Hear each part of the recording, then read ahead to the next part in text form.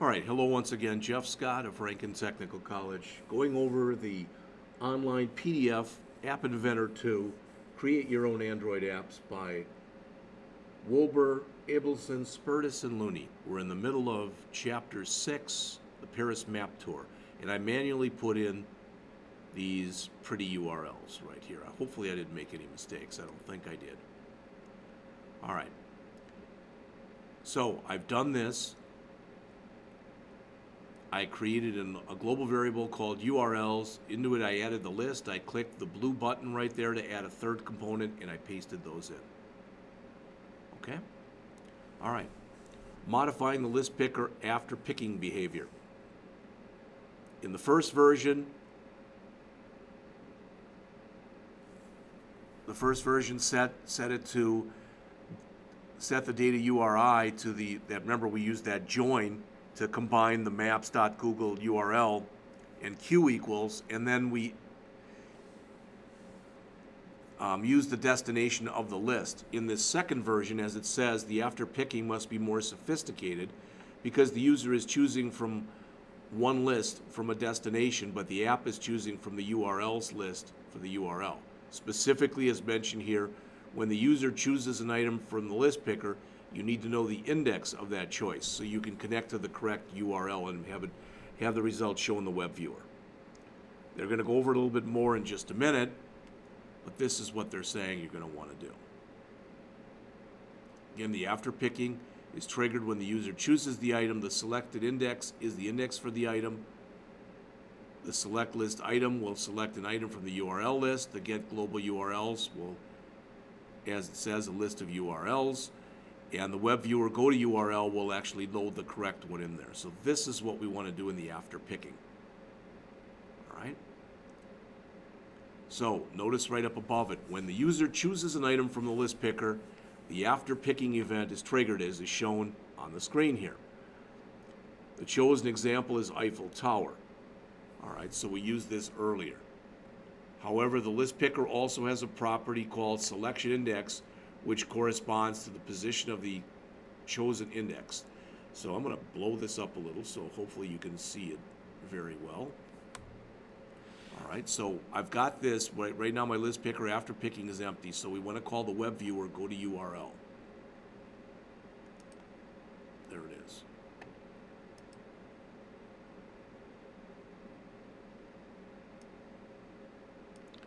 Tell you what, let's collapse this. All right. And here we want to select the list item list.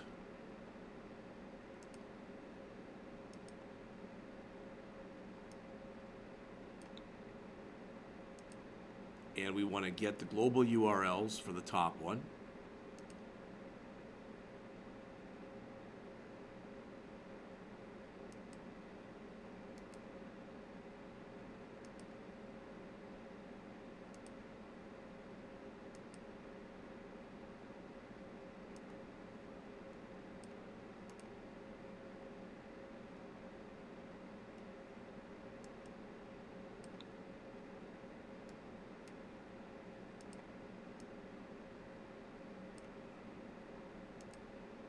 And we want the list picker dot selected index for the bottom.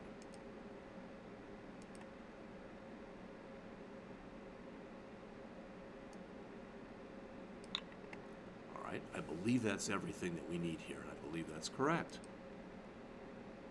So as it says, you use the list picker dot selection index to select an item from the URL list. This works because the items on the two lists, the destinations, and the URLs are in sync with one another. The first destination corresponds to the first URL, the second to the second, the third to the third. So even though the user chooses the item from one list, all right, you can use their choice to select the right URL to show. So let's take a look and see if it works.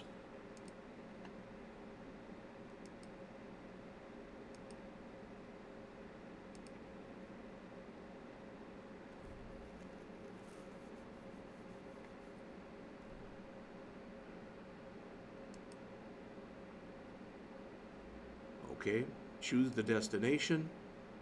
Let's try a different one. So we'll try the Cathedral Notre Dame.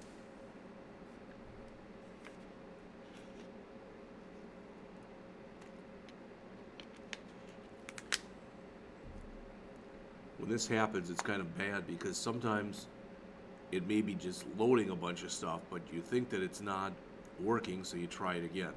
I am going to just one more time try it again and see if it brings up the list box again.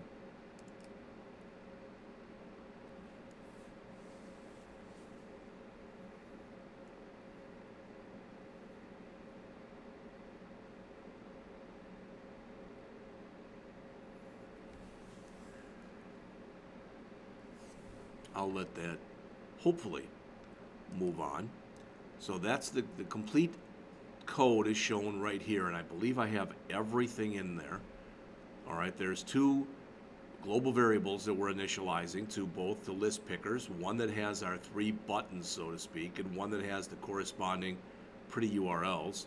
Our initialize, which is going to make sure that our list is set up when the program starts, and our after picking. So they give you some variations in here. Create a virtual tour of your workplace or school, so you just have to change a bunch of the URLs. Explore activity starter, use it to send an email. Then they've got another one here that they say is difficult. Create a customizable virtual tour app that lets the user create a guide for a location by entering the name, etc. in the URL. That would take more work. So in this chapter, we learned that you can use list variables to hold data such as map destinations and URLs. We use the list picker components to allow us to choose from a list of items. We worked with the activity startup or activity starter component where we used it to launch another app from our app. So in our first example, we demonstrated this with the Google Maps application, but you can launch, as it says, a browser to any other Android app, as well as one you've created yourself. And finally, you can use the list picker.selection index to get the position for an item that the user chooses from a list. All right, we'll come back and revisit this a little bit in in chapter 17. So let's see what we have here. Nothing happened, and I don't think I have anything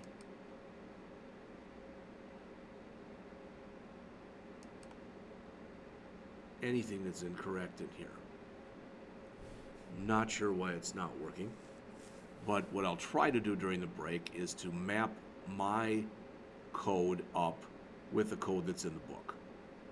All right, and I'll be back to go over the next chapter, which is chapter 7, and chapter 7 is Android, Where's My Car? So we'll be back with that one shortly.